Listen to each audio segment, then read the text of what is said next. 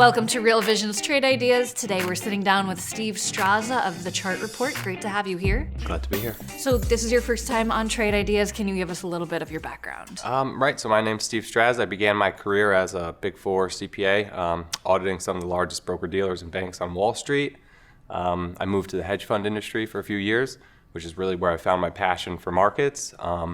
And most recently, I started a venture with some colleagues called the Chart Report, where we basically strive to curate the best research in the field of technical analysis for our viewers and pretty much just serve it to them in a very snackable, clear and concise way. All right, so what are you looking at today? So some of the themes that we've really been hitting on and covering at the Chart Report in the past couple of months is the safety trade, which is basically the new highs that you're seeing in sectors like utilities and real estate, more defensive sectors of the market, and also the collapse in bond yields that we're seeing, not just in the US, but actually this is a global trend. You're seeing the 10-year roll over in most developed markets.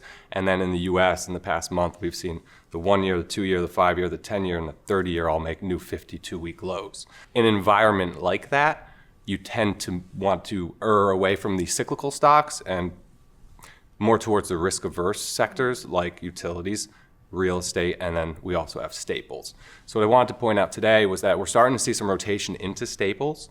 I brought a chart that shows the XLP relative to the S&P 500, and in the lower panel of that chart is the 10-year yield inverted. And what this chart is basically showing is that staples tend to outperform the market in an environment where we're seeing falling yields.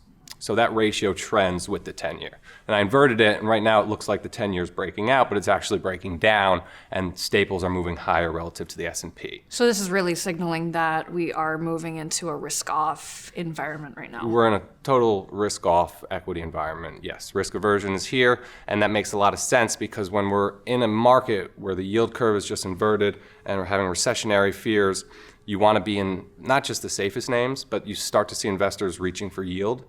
They want to be in lower volatility sectors like REITs, utilities, and staples.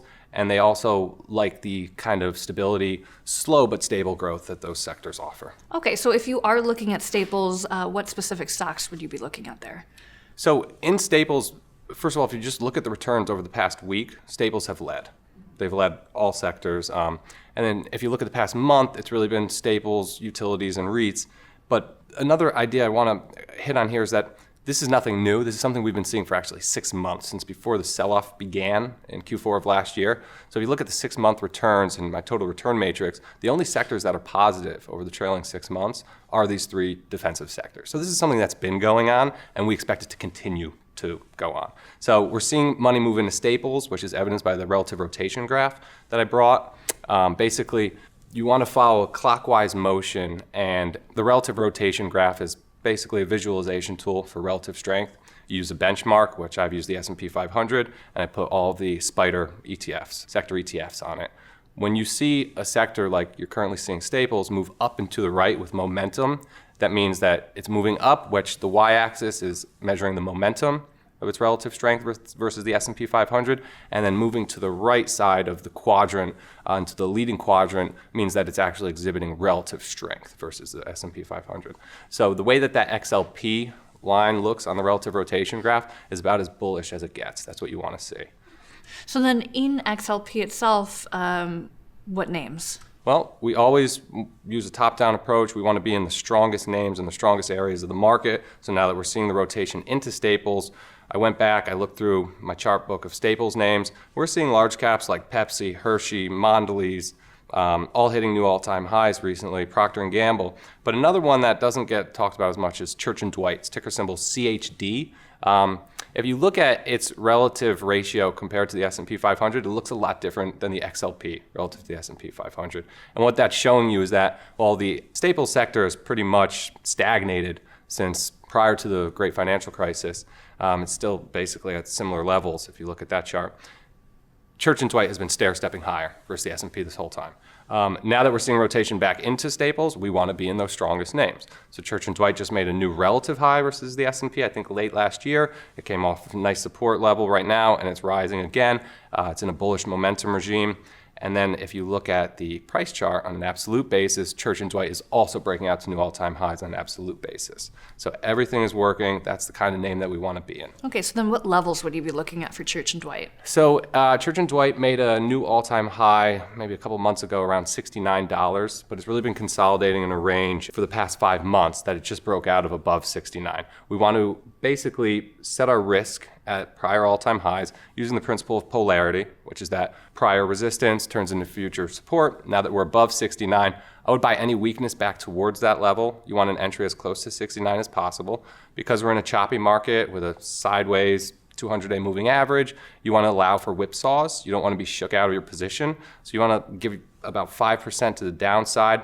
So I've put a stop at the I think the March 20th lows around 65.50 gives you about 5% of downside. Our price target is based on the 261.8% Fibonacci extension of this 5-month consolidation, which gives you about $83. That's 20% of upside. It's a 4-to-1 risk reward. Okay. And what's your time horizon on this? I would give it about 3 to 6 months. Okay.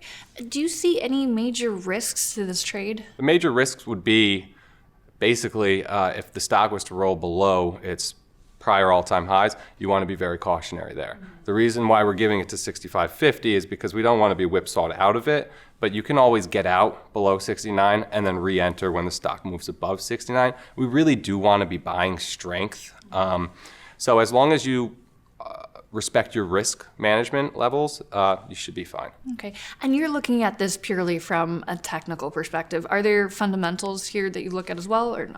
It's past my pay grade. We try to ignore the fundamentals. That's noise to us. We just follow price because that's what pays you at the end of the day. All right. Can you summarize this trade in 30 seconds? Absolutely. We want to be buying Church Dwight above $69, hopefully get a little bit of weakness and a pullback back to that $69 level, and then we want to be taking profits at 83, and we want to be limiting our risk to about 5%, which would be stopping ourselves out around the 65.50 level. Great. Steve, thank you so much. Thanks for having me on. So Steve is bullish on consumer staples. Specifically, he likes buying Church Dwight, ticker symbol CHD, between $69 and $71, with a stop loss at $65.50 and a target of $83 over the next 3 to 6 months. Just remember that this is a trade idea and not investment advice. You should do your own research, consider your risk tolerance, and invest accordingly. For Real Vision, I'm Justine Underhill.